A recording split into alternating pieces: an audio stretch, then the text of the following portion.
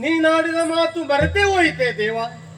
ನಿನ್ನ ದರ್ಶನಕ್ಕಾಗಿ ಅದೆಷ್ಟೋ ಕಾಲಗಳ ಕಾಲ ನಿನ್ನ ನಾಮ ಜಪವನ್ನೇ ಮಾಡುತ್ತಾ ಕಾಲ ಕಳೆಯುತ್ತಿದ್ದವನಲ್ವೇ ಈ ಹನುಮ. ಪ್ರಭು, ನೀನಾಡಿದ ಮಾತು ಮರೆತು ಹೋಯಿತೆ.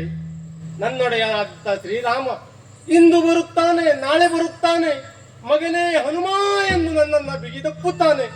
ಅವನ ಸೇವಾ ಭಾಗ್ಯ ಎಲ್ಲಿಗೆ ಮತ್ತೊಮ್ಮೆ ದೊರಕುತ್ತದೆ ಎನ್ನುವುದಾಗಿ ಯೋಚಿಸುತ್ತಿದ್ದರೆ ನನ್ನೊಡೆಯನಾದಂಥ ಪ್ರಭು ರಾಮಚಂದ್ರ ಈವರೆಗೂ ದರ್ಶನದ ಭಾಗ್ಯವನ್ನು ಕಲ್ಪಿಸಿಕೊಡಲಿಲ್ಲ. ಪ್ರಭು, ಹಾಗಂತ ನನ್ನ ಛಲವನ್ನ ನಾನು ಬಿಡಲಾರೆ.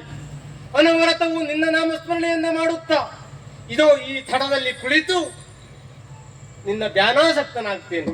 ರಾಮ ರಾಮ ರಾಮ.